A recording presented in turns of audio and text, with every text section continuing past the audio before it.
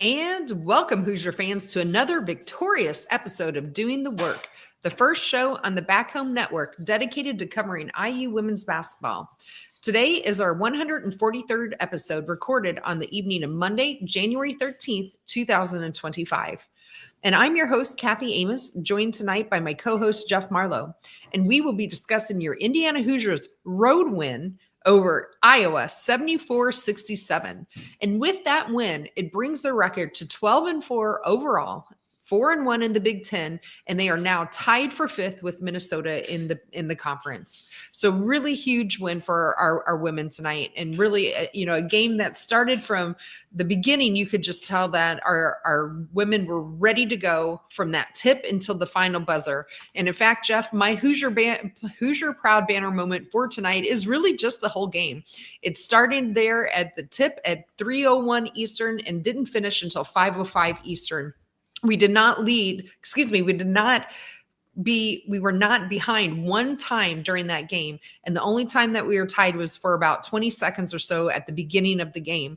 They really came out, they took control, they played with great pace, they had great defense, and everything just really was clicking for our Hoosiers.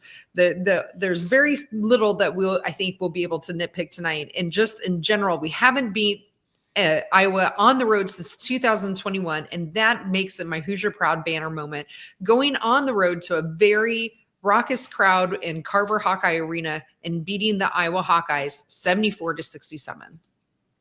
And our banner moment is brought to you by Home Field Apparel, the presenting sponsor of the Back Home Network, which includes the Assembly Call, Crimson Cast, X's and Joe's, and now the Dribble Drive. Home Field is constantly releasing new schools or updating their products for schools in their existing line, so you're bound to find anything for you or anyone in your life that just loves great collegiate gear. Not only do you get great quality apparel, but you are supporting an Indiana-based business that has its roots in the Cully School of Business. So go to homefieldapparel.com and use our promo code HOME23 to get 15% off your entire first order. Again, that promo code is HOME23 for 15% off. And the website is homefieldapparel.com. Wear one for the team.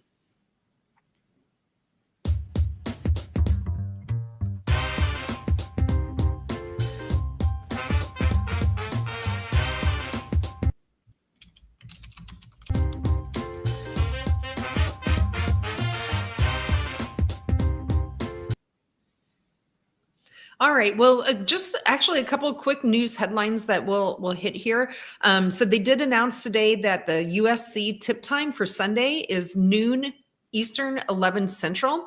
If you're in town and going to the game, hopefully, or even if you're not going to the game, there will be a rally at Cook Hall before that at 10:15 a.m. Eastern.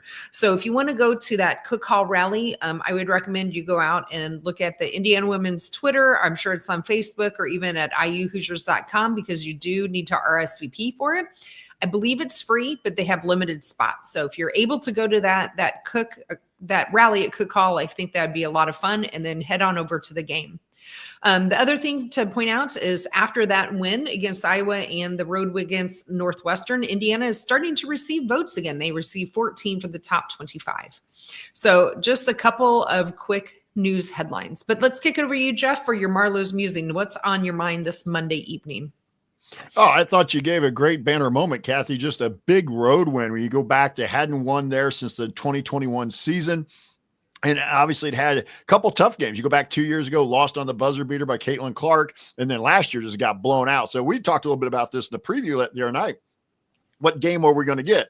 The really good game from 2 years ago, or are we going to get the blowout from last year? And the players came out and really responded. I didn't watch the game. I listened to our friend of the show, Austin Render, on the radio broadcast, and just they played, like you said, with pace. They played with a little bit of energy. And I know I saw online a couple of people saying maybe the biggest win of the year. I'll go 1A and 1B on this. I still think the Baylor game, even though Baylor's not in the rankings anymore, I still think that Baylor game down in the Bahamas after the way the season started is still going to be a pretty solid win. We were up on 20 on them in down in the Bahamas before they made their run when they were still ranked. So with that, so I think this is a big win, but now you just got to kind of build on top of it, because we talked a little bit about this was an important stretch, these two road games. And I was thinking, and you and I now we're kind of back into where we were a little bit. we didn't factor in the 2 losses early in the year. So we kind of stole one back in my view, because I had us with a loss going to Iowa City, just as we were going through the predictions. And so, but just, great game. And I thought the players and the coaching staff really stuck to the game plan. They got that lead. And then Iowa, in the first half, Iowa made a little bit of a run. Then they were able to kind of get control back in the second half. Iowa made another little run, and then they were able to kind of, finally put it away down the stretch. And we got a lot of individuals we're going to talk about, I'm sure, and some other team stats, but just a big road win when you think of it that way too. Kind of gives you a up in the conference. And what I was talking about was, we talked about before that win at Northwestern is important, because assuming you were going to lose in Iowa City, you were going to stay, at least stay above 500 in the league. Well, now, as you mentioned, tied for 5th, and really you're only one game out of first. You're one loss out of first. So, those teams in front of us start, if they lose, and they're going to have to play each other at some point. But it's just probably not going to be enough losses. But it's nice. Now we get to talk about this game, and we'll preview Illinois coming in on Thursday. But big win, great win for a program that's kind of been on the roller coaster all year long, even when they're winning.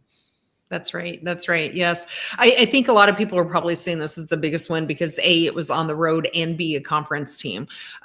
So that's probably why I would suggest it's probably right up there, if not past Baylor. It's pretty close. But yes, I understand what you're saying with the Baylor win, because it was coming off of, a bit of a rough start to the season with a couple of losses that we weren't expecting. So yeah, we'll just go ahead and transition into some pivotal plays here, Jeff, or, maybe not just pivotal plays, but just in general, how we felt about some of the games, since you weren't able to watch it visually. I just pointed out a couple of things here. We'll start with just the first half and our thoughts there. But, we came out with really great pace and defense. In fact, that first 2 minutes, we went on a 6-0 run. That includes some things where Chesky had a nice drive to the basket where she was being aggressive. Yarden had 2 back-to-back threes and a 2-pointer in 5 minutes into the game. Chloe was doing a little post-up. That was an interesting little twist that I don't believe we've seen before. They really liked the matchup with Chloe, especially against Aaliyah Guyton. That was really interesting to me, that they were posting her up a little bit a couple of times. And Chloe was super aggressive on offense. So those are some of the kind of highlights, maybe not specific plays that I had from the first quarter specifically. But let me pause there, Jeff. And do you have anything specific you remember from the first quarter you want to talk about, or the first half in general? No, this is the first half in general, Kathy. I just thought, they got to that lead. They built a 15-point lead with about 3:45 to go in the half. They were up 34-19. And then they ended the half about as badly as you could for 3.5 minutes. And I think that was kind of in the back of my head was, man, they've let all the momentum get away from them here. I was on a little bit of a run, 11-2 to finish off the quarter. They still ended up 6 at the half, but that 11-2 run, and I just had this, I just kind of had this doom over me. It was like, this is going to get away. We're going to come out second half flat as all get out. And next thing we're going to know, I was up, 5-6 points, and the crowd's going to be super excited into the game. And everything we did in that first half is going to have been for naught. And we're going to be sitting here going, but we didn't. But that end of that first half was about as, I won't say bad, but it was not good. And it wasn't much above bad. I'll just say it was a bad way to end the half after you build up that momentum. Yeah. In general, it was kind of a letdown. I mean, we did end up winning that quarter by 1. In fact, we won every quarter except for the fourth quarter, which we'll get into. But I think what kind of put the cap on those last couple of minutes was Jules. Unfortunately, it was just not her day. She just had a really, really terrible play with about 6.5 minutes left after Iowa made a basket. We had a defensive lapse there. I think we had maybe turned it over right before that. I'm not 100% sure, but Iowa had gotten the ball after either a turnover or missed basket on our part. I'm not quite sure which. And then Iowa made another basket, and then Jules went and inbounded it. And she didn't pay any attention to what was going on. It seemed like she just looked directly at the player she was inbounding it to. And Iowa stole the ball, and then she turned around and fouled the person from Iowa again, giving them 2 free throws. And Iowa cut it 36-30 to cut it in that half, like you had mentioned. So yeah, all that momentum just kind of went up in smoke that last minute and a half, 2 minutes, real quick. And I don't think we saw Jules again after that. It just really probably wasn't her day. That she ended up with just those 4 minutes of play. I don't think she came in the second half at all. So I think she's probably got some trust to build back up with Coach Morin right now. So hopefully she's back in the gym and working hard. I'm sure she is, knowing everything we've learned about her. So, just in general, again, a couple of the other things, I mentioned a couple of plays again in the second quarter from Chloe, continuing her offensive play. She had a nice banked 3 and then a pull-up jumper in that quarter. Sydney had a block and some defensive rebounding that led out to a fast break for Lexi. Yarden just was really on fire as well. And she was also pushing the pace.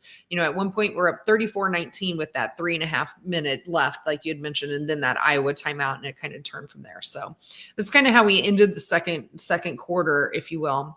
But anything else kind of stick out to you from the first half? Nope.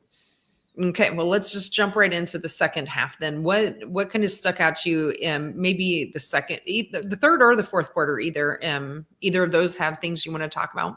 I'm just going to stick with the half as a general. I was wondering if we were going to have anybody left. It was fouls were piling up. Lily ended up with, I think 3 in her third in the third quarter. Sydney ended up with 3 in the third quarter. I think Strickland actually picked up her 4th in the third quarter because they were trying to buy time.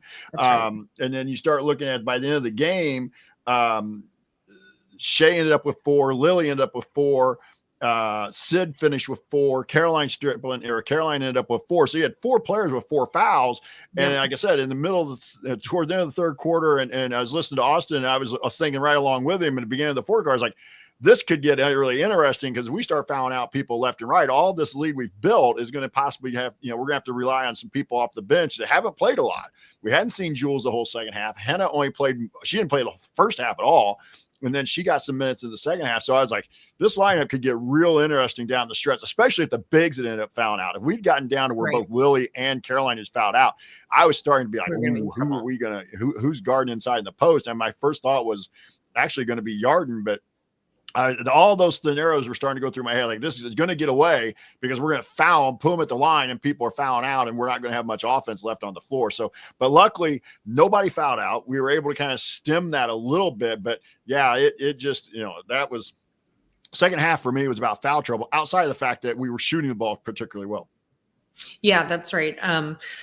I'll be curious, Jeff. I know you didn't get to see it, so you aren't able to comment on this. So I'd be curious if Austin mentioned anything on the podcast, his broadcast about how he felt the officiating was, because I'll be honest, especially at the beginning of that second half, I felt it was really lopsided against Indiana. And again, I understand it's the Indiana podcast, all of that, and I'm not trying to be a homer, but even with Iowa trying to intentionally foul down the end, they ended up with 15 to our 23. So we still had 8 more fouls called on us compared to theirs. And I guarantee you they were being just as aggressive on defense as we were. And I was there was a lot of ticky-tack fouls they called against us that they didn't call against Iowa. But I'm curious, if Austin mentioned anything about any of the fouls looked a little off kilter to him, if you will, or if it was maybe just me being too much of a fan. Austin tried to be as neutral as he could be, but he also has to remember he is a homer announcer. I mean, I'm not saying that in a bad way. He's announcing for IU. He should have a little bit of homer in him. He did make a couple of comments. One that is like, the one thing that really got me was like, it's another game where Big Ten officials have decided after the half they're going to call the game a different way. Right. And then the other thing he did try to say that, he was trying, it's like, I guess, we just got to be able to roll with it. That's kind of where I was at. I was like, okay, I know the fouls are going against us, but we got to roll. We can't blame it.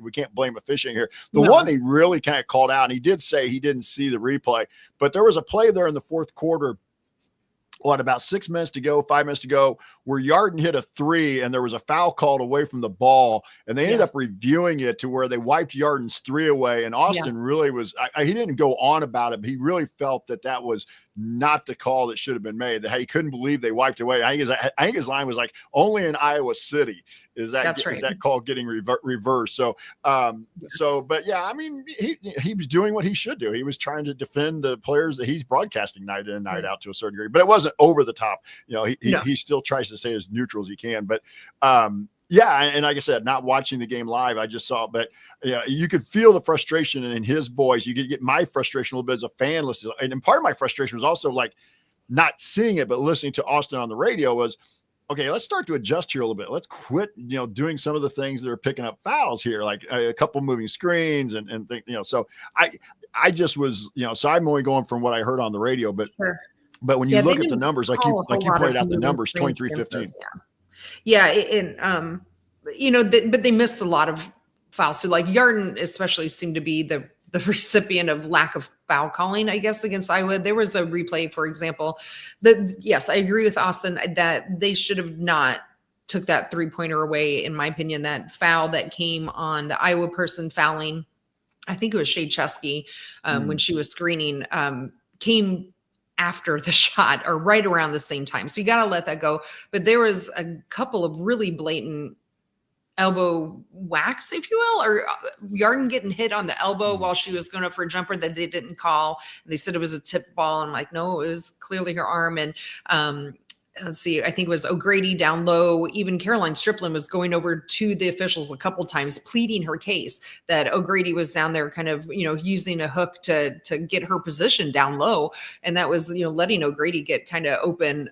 But man, Strickland battled her hard and, tied her up for a couple jump balls and stuff and whatever. So, man, I don't know if you got to see replay of Yarden with her 1-foot fadeaway, Jeff, but I think they had it on the Twitter for Indiana women. It was around 9 minutes left in the fourth quarter. It was really one of the most beautiful shots I think I've seen Yarden take. It was really nice. So, I don't have a whole lot of negative to say. The only one thing I really didn't like, and this was a real foul, it was on Henna. She fouled a 3-point shooter with 49 seconds to go, and that person ended up making all three and made it 70-65. It ended up not hurting us, but Iowa was on quite the run there in that fourth quarter, and to put them on the line for not just 2 but 3 free throws with the clock stopped was really, really poor basketball IQ on Henna's part. She just lost focus or what, I don't know what it was, but that was probably the biggest negative I had of the game. But overall, I had nothing else really overall negative to talk about. So with that, Jeff, let's just go ahead and move into the numbers and continue talking about our narrative of the game. So why don't you go first with any kind of team numbers that stuck out to you? I'm going to kind of go down into the kind of the comparable numbers here, Kathy. I got a couple, and you listen to some of these, you would have thought we lost. All right. Points off turnovers, Iowa 24-9. Points off the bench, Iowa 39-10 over IU. Points in the paint, 24-24. Now that obviously, to me, that's a positive for the Hoosiers in terms of playing even with the bigs. But you look at those three numbers, those three sets of numbers, and you hear the results, you would have thought we got beat by 15 or 20. And reality was we really pretty much controlled the game from, like you said earlier, from the tip. So it just shows you sometimes stats can be misleading because those were stats that, normally you're looking at thinking, wow, that's a tough gig. But we won by 7. I mean, it really wasn't that close. Right. Yeah. I think another number to your same narrative is free throws. Now, percentage wise, we were great from the line, 12 of 12, but Iowa shot almost double the free throws we did, 19 of 23 for them. So, a 7-point advantage for them as well. And so I think the real advantage here came in 2 areas, and it was shooting for us tonight or yesterday. Now, we ended up shooting 49% field goal percentage, including 42% from 3. That was 10 of 24 shooting from 3-point land for us. And, we've seen our 3-point kind of come and go, and it really was going on Sunday. And in fact, Sydney was really struggling in the first half. She was, I think, 0 of 6 or something, ended up with 5 3-pointers to her name. 3 3-pointers to her name as well, 3 of 8. So she really turned around in that second half. So I was glad that, her cold shooting in the first half didn't deter her from shooting. But really, Yarden led the way in that 3-point shooting, right, going 5 of 5. So I think we'll probably talk about Yarden a little bit later, but let me kick it back to you before I keep rambling. What other team stats do you have that you want to talk about? Well, gave up 15 offensive rebounds. That still needs to be cleaned up. We got rebounded by 7. And a lot of what allowed Iowa to stay in the game was luckily they didn't get a lot of second chance points, but they got multiple opportunities instead of us being able to clean off the rebound and go the other way. So the fact that they didn't take advantage of it more was good, but we still can't give up 15 offensive rebounds. Yeah, that's absolutely right. The other number we talk a lot about is assists. And again, it was a great assist night for us. 18 assists on those 26 made field goals. So I think that was a good ratio for us to have. And I enjoyed seeing that. Again, all in all, that the offense was really clicking. I thought we had played with really great pace.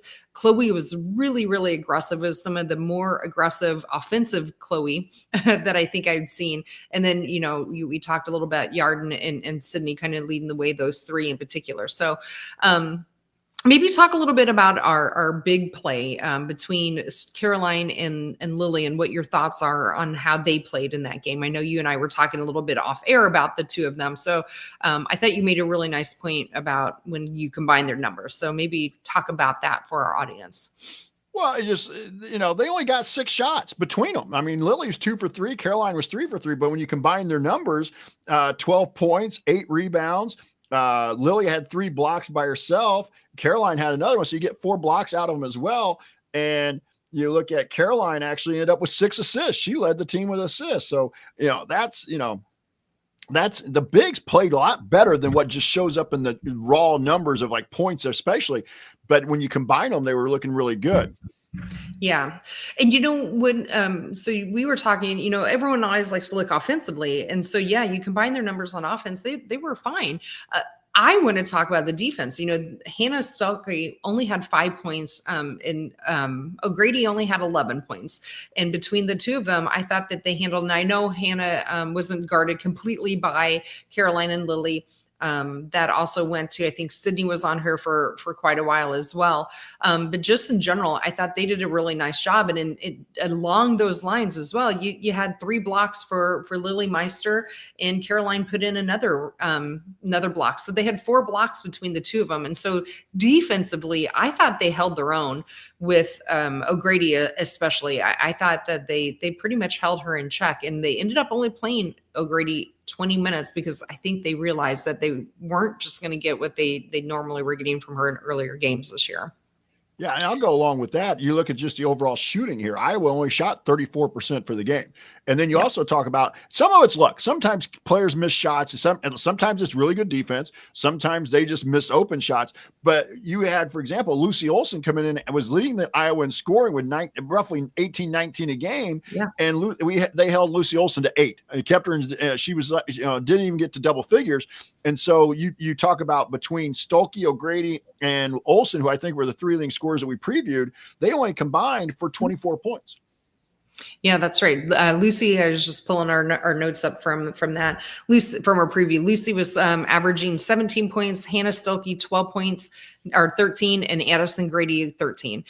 We held Lucy to Olson to 8, Hannah Stolke to 5, and O'Grady to 11. So all 3 of their leading scorers were under their normal output. And as a team, they've been averaging 77 points, and we held them to 10 points underneath their average. So I think defensively is where you're not going to see that in the numbers, right? Like you can if you start digging around in blocks and the field goal percentage and total points. But until you look into really what they have been doing on the year, I don't think it tells a full picture. And I think our defense, just as much as our great field goal shooting and 3-point shooting, is really at the end of the day what won the game for us. All right, Jeff, any other team points you want to talk about, or any other individuals that you want to jump to before we get into game ball? No, let's hit the game. Let's hit the awards. Let's do the game ball then. So, let's see. I think for the year, Jeff has got it going on our ticker if you're watching on YouTube. If not, let me read it to you. So for the year, Shay Chesky leads the team with 4 game balls. Yarden Garzone, Lily Meister both have 3. Sydney Parrish and Caroline Stripling with 2, and Chloe Moore McNeil with 1. So Jeff, there's probably a couple different ways you could go. I know where my vote is going, but what do you have for your game ball? You look at some of the stats, you want to kind of go toward Chloe here a little bit. I'm going to talk about Chloe in a little bit. I'm going to save her here, but I think there's only one you can go with here, and that's Yarden. All right. I think Yarden, you look at the numbers, she was 7 of 8 overall, 5 of 5 from 3, as you said already, 2 of 2 at the line. She also chipped in 5 rebounds, 4 assists, and 2 steals, along with a block. So, and also in 38 minutes of playing time. So Yarden's, to me, is the obvious choice here, but the only but if you weren't going to go with Yarden is she also had 5 turnovers. So, she had a lot of turnovers during the game. And so that would have been maybe the draw, but it was just such an outstanding performance by Yarden that I think you overlook that easily and just go with her for the game ball. Yeah, that for me too. I think I wrote it down early into the fourth. I think right around that time I mentioned her 1 foot fadeaway at the 9-minute mark left, maybe a little bit later, but I had pretty much decided by the middle of the fourth quarter that Yarden was also going to get my vote for game ball. So that makes it nice and easy again for us. So we'll give Yarden our game ball, and that makes it her 4th on the year, tying her with Shay Chesky. So next we will move on to Grace Berger, hardest worker of the year. So again, we have quite a few people who have received this award. So that's really nice. So I'll try to rattle it off here quickly. Yarden Garzone leads the way there as well with 4. Chloe Moore McNeil with 3. Sydney Parrish and Lily Meistrich have 2. And then with 1, we have Caroline Striplin, Shay Chesky, Jules Labandola, and Henna Sandvik. So who do you have for your Grace Berger hardest worker, Jeff? Well, I was going to say this is the award that I want to mention some multiple people here. We mentioned Caroline Striplin. She shot 3 for 3 from the field, 2 of 2 at the line, 8 points, 6 rebounds, 6 assists to go along with a steal and a block. So I thought Caroline at least gets some mention here in 21 minutes off the bench. Sydney, you talk about Sydney struggled in the first half, but she ended up with 15 points, 5 rebounds. She also had 1 assist, a steal, and 3 blocks so I was thinking those are 2 I was looking at, but the third one was the one I'm going to go with. And that was Chloe. Chloe played 31 minutes. She shot 6 of 12 from the field, 2 of 5 from beyond the arc. She was 4 of 4 at the line, and she contributed 3 rebounds. It was 18 points, and she contributed 3 rebounds, 4 assists, a steal, and a block. And then you also, another number we don't often talk about, she drew 7 fouls yesterday. She drew 7 fouls, easily by far the most Indiana player to draw, the most fouls an Indiana player drew yesterday. So I'm going to go with Chloe here for the hardest worker award. Yeah, Jeff, we're going to make this nice and easy and unanimous. And I see already a vote for her in the workaholics as well. So Chloe gets my vote as well. I had mentioned her a couple of times when we were talking about pivotal plays and just kind of our theme to the game. That was definitely some of the most offensively aggressive play that we had from Chloe this year, in my opinion. And what I really liked is how they just seemed to like her matchups that she had on when she was on offense, when I was on defense. So I already mentioned Leah Guyton, how they posted it up and she was driving, she was looking for her shot. That's the kind of Chloe Moore McNeil that we expect, I think, a little bit on the offensive end, but her defensive end was just as great as we always expected to be. So even though she was a little more aggressive, or a lot more aggressive on offense, we didn't see any drop off in her defense as well. So so we will go with Chloe for our Grace Berger hardest worker of the year, or of the game, and that's her 4th, tying her with Yarden for 4. I will say this real quick, sorry. Kathy.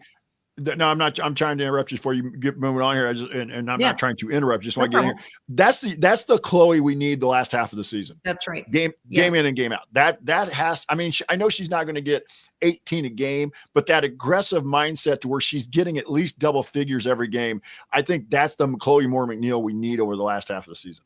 Yeah, absolutely. If we can get her to the line a little more than 4 times, even if she's not, getting shots per se, but she's driving like that and kicking out, I think just good things come when Chloe is more aggressive, even if like you said, she's not necessarily taking the shots.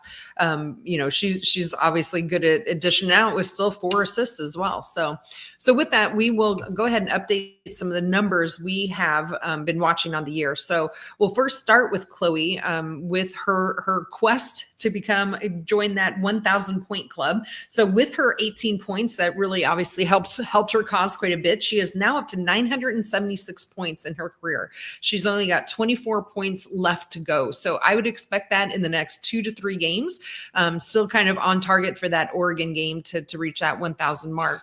Her 4 assists takes her up to 426.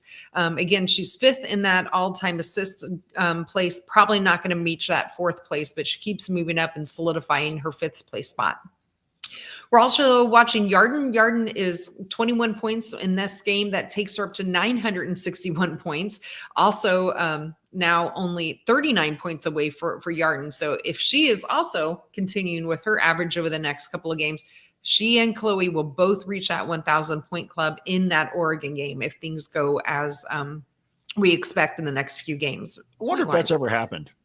I don't know. I would think it has to be really rare for 2 players to make it in the same game. The same season I'm sure has happened, but the same game has got to be something that's never happened before, at least not for Indiana. So, I mean, we don't have a huge 1,000 point club to begin with. So, the last thing for Yarden is she made 5 3-pointers. That gave her 176. She is already in 6th place there. She needs 7 more to tie for 5th place. So that's where we are with our numbers watch.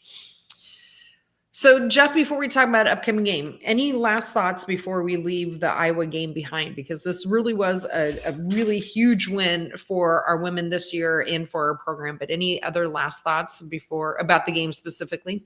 No, just I think as we talk about this game coming up at Illinois, we got to consolidate it now. You got to win at home. You can't, because you got a really tough game coming up on Saturday or Sunday with USC. Sunday. So you really need to get this win against Illinois. That's right. Yeah. So let's just jump into it and we'll talk about our upcoming schedule. So I already mentioned in our news, we have USC coming into town on Sunday. But before that, we are at home against Illinois on Thursday. That is Thursday, January 6th. Tip time for that is 7 Eastern or 6 Central. It will once again be on Peacock. In terms of history, IU leads that history between the 2 programs all time 49-30. At Simon Scott Assembly Hall, they were 26-9 against Illinois. Last year, they split. If you remember, they won 77-71 at home, but they lost pretty handily in February in Champaign, 86-66. However, that was their only loss in the last 10 games. So Indiana has won 9 of the last 10. From a coaching perspective, they are coached by Shauna Green. This is her 3rd season at Illinois. She's 41-25 in that time frame and 19-17 in the conference. They do have 1 NCAA appearance already with Shauna Green in those first 2 seasons and a WBIT title in 2024. She also spent 6 seasons at Dayton, where she amassed a 127-50 record, and she has had 4 NCAA appearances in Dayton. So, Jeff, do you want to talk a little bit about some of the individuals we should keep an eye on for Illinois? Probably some familiar names if people have been watching Illinois for a while. This seems like they've been like 5-year, or 10-year players at this point. Let's start with the Indiana kid, Kendall Bostic, a Kokomo native, went to Northwestern High School just outside of Kokomo, all-star, 2-time title winner at Northwestern in high school. She's averaging 15.7 a game. She's shooting 54.7% from the field, which is 5th in the Big Ten. And she's averaging 11.3 rebounds a game, which is 1st in the Big Ten. So again, the Indiana native is having an excellent year. Genesis Bryant, who's always kind of seemed to be a pain for IU. Quick guards, penetrating guards have been a pain for us. Yep.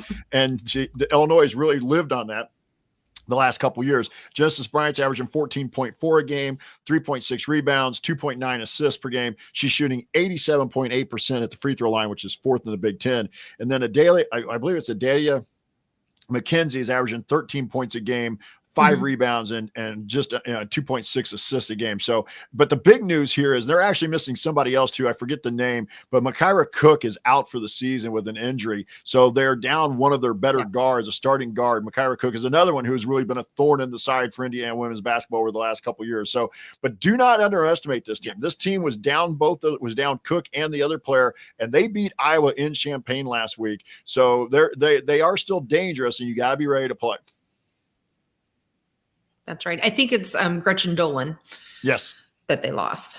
But yes. So yeah, before she went out, just for everyone's, kind of point of reference, Gretchen Dolan was averaging 10.5 points per game in her 8 games, including starting one of them. Makaira Cook was averaging 12 points per game, and 3.6 assists for them. So just a little bit of frame of reference for people to understand what, kind of production they are missing from those 2 players. So, but to your point, Jeff, yes, don't underestimate them, because they still have a lot of firepower and a lot of experience that are, especially between those 3 ladies that you mentioned. So as a team, I'll just jump right into this, and then we can talk about maybe our keys to the game. So they are now 12-4 overall. They're 2-3 in the conference. From an offensive standpoint, as a team, they are scoring 72.2 points per game, which is 69th in the country. Defensively, they're only allowing 59.4 points per game, which is 58th. They rank 70th in tempo. In terms of field goal percent shooting, they're 43%, which is 84th in the country. 47.4 effective field goal, which is 123rd. 29.4 3-point field goal, which is 234th. And then they have a rebounding margin. They're out rebounding their opponents by 6.5, and they're turning them over by 2.6 turnovers more per game. So Jeff, from a team perspective, what kind of jumps out to you, things that maybe things Indiana can exploit, or things that we need to really be paying attention to on this game on Thursday evening? Stop the penetration, keep them off the glass, and make them jump shooters. I mean, you look at their numbers; they're not great jump shooters. They're shooting 29.4% from beyond the arc. You have to make them shoot jump shots. What we've struggled with this team over the last couple of years, especially since Bryant and Cook have been there as the guards. Now, again, Cook's out, won't play, but these 2 guards have just totally taken us to the rim. They break us down off the dribble, and dribble penetration has absolutely killed us with this team over the last couple of years. And so you got to make it. Then you got to keep Bostic and the others off the glass, because you mentioned plus 6.5 rebound margin. IU is technically +4, but I feel like that number is dropping as we go through the Big Ten season, and rightfully so. This is not a team that's a great rebounding team. They've got to find a way to be better. But so that, those are things that, as I said, stop the penetration, keep them off the glass, and make them shoot jump shots. Yeah, that's right. The other things I'll be watching for is, do we come out with the same intensity that we did against UCLA and against Iowa, right? We cannot have another game where we come out like against Northwestern, where we're not, moving the ball. We look a little sluggish. We're just getting out hustled. And we really, I think in this game, we're going to have to watch the turnovers.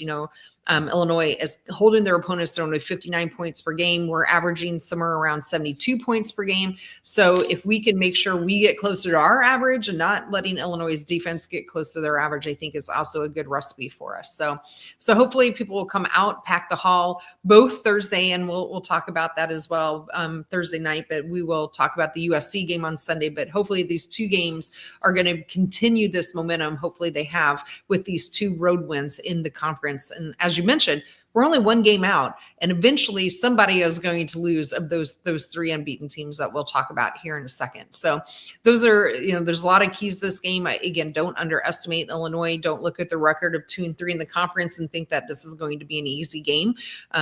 It's not going to be. We saw that last year already with a tight game on New Year's Eve, and then they just kind of throttled us in Champaign. We can't have a repeat of either of those games. I'd like to see a little more comfortable than what we saw on New Year's Eve. But any other thoughts on the upcoming game, or you want to hit the Big Ten? No, I'm good. All right.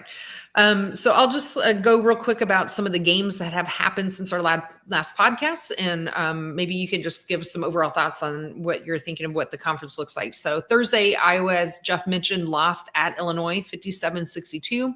And Sunday action, including our game, we had Oregon 60 that went to Ohio State, and who's number 9 in the country right now, and they lost, but Ohio State won 69, but they remain unbeaten. That was just a little closer than I thought. So that's kind of why I pointed that game out. Coming up games tomorrow night on Tuesday, number 24 now, Minnesota, who is ranked now, is going into number 8 Maryland. So keep an eye on that game. We now have a top 25 matchup on Tuesday. That might be an interesting one to try to tune into. I haven't seen Minnesota play yet. So I'm going to try to turn that game on and see kind of what's going on with them. They've only lost the 1 game at Nebraska this year. They didn't lose any non-conference games, and they just keep winning. And this seems like it might be a different Minnesota team. So I'm kind of curious on that one. And then finally on Thursday, we also have Nebraska going into Iowa. I don't know if Iowa has another game. I wouldn't expect it between now and then. But this loss that we handed Iowa yesterday was their third loss in a row, which hasn't happened. I can't remember the exact time frame, but in over a decade, they have not lost 3 games in a row.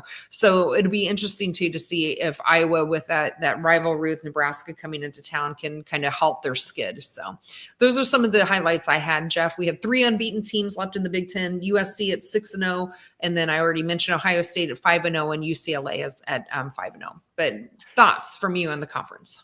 Yeah, I think Austin said on the radio yesterday, it was the first time since 2018 that Iowa had lost 3, if they had lost 3 in a row now. So it's not quite been a decade, but been pretty close. Close. Okay, thank you. 6-7 years, if you want to put it that way. Pre-Caitlin Clark. Pre-Caitlin Clark. But first of all, let's talk about, you talked about OSU. I agree. I thought the score was a little closer than I thought, but I think that just the nature of the way the Big Ten is right now, I think you look at it, then that takes me into Tuesday's game. Minnesota, 16-1. I think we all thought that when Mara Braun was lost for the season to an injury up in Minnesota, right, they would kind of crumble. They haven't. Give them credit. Give their coaching staff credit. Give their players credit.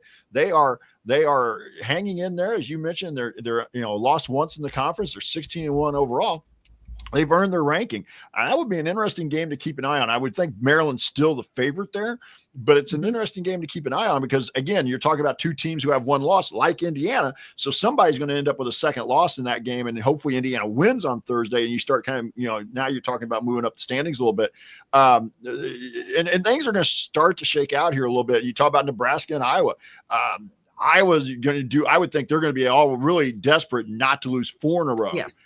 And right. So Nebraska's 4-2. They're kind of have kind of righted themselves after they lost their 1 player to a knee injury. They've kind of righted the ship. And you look at what they're doing now, they're 4-2 in the league. They're 13-4 overall. So they're right there, kind of where Indiana is in the middle, probably not the elite, but they're fighting for that kind of 5 through 8, 9 spot. And then you're going to throw Oregon in there, Washington. And we're kind of say, obviously don't want to talk about that a lot but after the USC game, Indiana has their West Coast trip out to Washington and Oregon for that trip. That could be a very interesting trip. From the standpoint, I think Indiana will be competitive in both those games and can possibly win one or both. But you look at what's going around the Big Ten. I just kind of look at the standings a little bit too. Some teams that have got overall nice records, but look at Michigan at 2-3. Look at Iowa at 2-4. Wisconsin's kind of hit the skids in the league now. They're 1-5. And you still have, you mentioned the 3 teams are 3. You still have 4 teams that have not won a game in the league. Northwestern, Purdue, which breaks my heart. Penn State and Rutgers haven't won a game in league play yet. So, so you got the 3 teams at the top who are undefeated, and then you throw in 1, 2, 3 other teams who only have 1 loss, which includes IU, and then, but the bottom of the league, you've got 5 teams. 1, 2, 3, 4, 5 teams who have 0 or 1 win. So that's what I'm talking about. That middle of the pack in the league is really going to kind of get situated, I think, here over the next 2-3 weeks. And that's why you got to win the games at home and see if you can find a way to steal a couple on the road, which Indiana did this week. Now you just kind of trying to defend home court. And obviously we don't want to talk about USC yet, but this game Thursday is really big from that standpoint. Get to 5-1 in the league, gives you a little bit of cushion there. That's right. Yeah. And, one thing, we haven't really talked about, and a couple of people, it was a big thing during football season, talk about strength of schedule. So, we've been asked about that in our chat before. I see Ari here has said that Minnesota has had the easiest schedule so far in the league. So that's something interesting. Maryland has had the toughest strength of schedule, 5th toughest in the country. Iowa is right behind them at 6th in the country. And then you have UCLA at 12th. And then Indiana's had the 13th hardest strength of schedule so far this year in the country. So the fourth hardest in conference play. And so, to be sitting here at 4-1 in the conference with the fourth hardest strength of schedule that we've had. Now, I get that includes non-conference opponents as well. But, that to me says a lot about how our women have really turned around and bounced back from those couple of surprising losses that we had in that non-conference play. So, but that's not going to make it any easier come in January. Like we mentioned, Illinois coming in, who is ranked at 1 point and still has some great firepower. And then we have right around turnaround in USC on Sunday. So it's a tough way to finish out the week here. Yeah, and you look at, I updated the net rankings. There's just not a lot of movement right now because you're playing so many good teams. Indiana got a nice road win yesterday, a really big road win, and moved up one spot in the net. So even and that's just part where I sometimes get frustrated with some of this stuff with the net and some of the Ken Pom stuff on the men's side.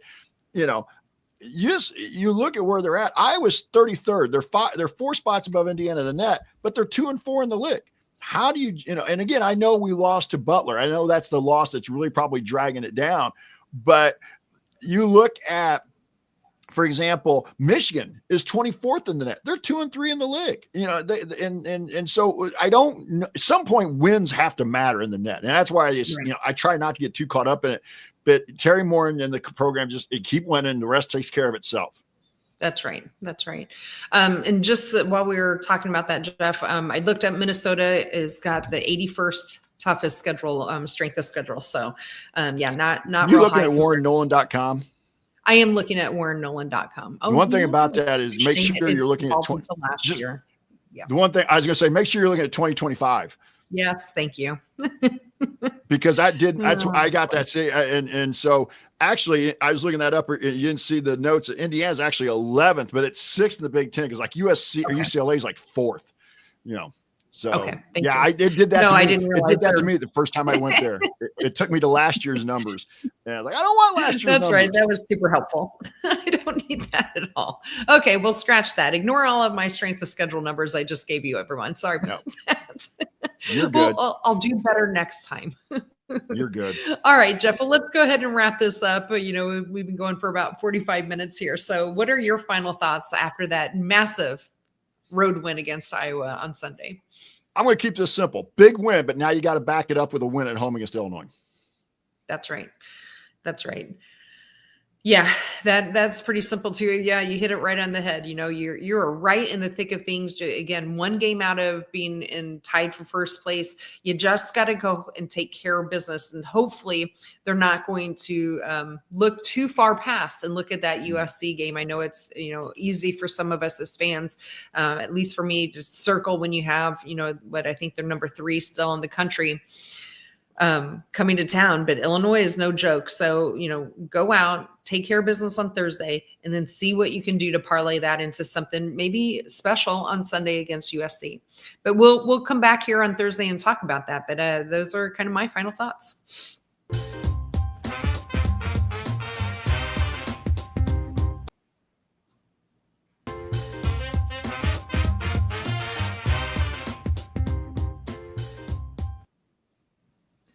All right. So I kind of alluded to this. Jeff and I have our schedules working out pretty well with both each other and our basketball game coming up. So we will return on Thursday to recap that Illinois game, and we will go live immediately following that game.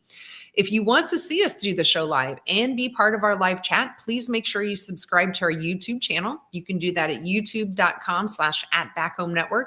Of course, then you'll get notifications for all of the wonderful program that you get in the Back Home Network, including ours. You can be part of our private community as well. Find out more at assemblycall.substack.com. Special thanks to John Ringer of rigdesign.com for designing our logos. A big thank you to Bob Thompson for the music you heard throughout the broadcast. And most of all, thank you all for listening, whether you're listening live or your podcast, Spotify, or YouTube later on of choice. But we will be back to talk with you, IU Hoops with you again soon on Thursday. But until then, keep your elbow in, your eyes on the rim, and let's go Hoosiers.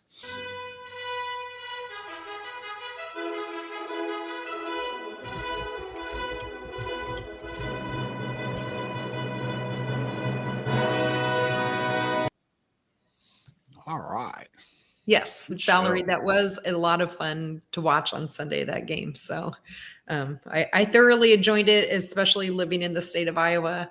It's always an extra dose, I think, of happiness for Kathy when we can beat the Hawkeyes. So Do you want a happy dance? I did. And then I didn't even go into the office today to silently celebrate. So I'll be in tomorrow, but Yeah. So awesome. Well, good. Well, Jeff, good show. Thank you. Thank you to everyone Yep. for being here tonight. And yeah, we'll be back here in a few days just to hopefully talk about yet another win as the ladies keep rolling here through conference play. Good night, everybody. Good night. Bye-bye.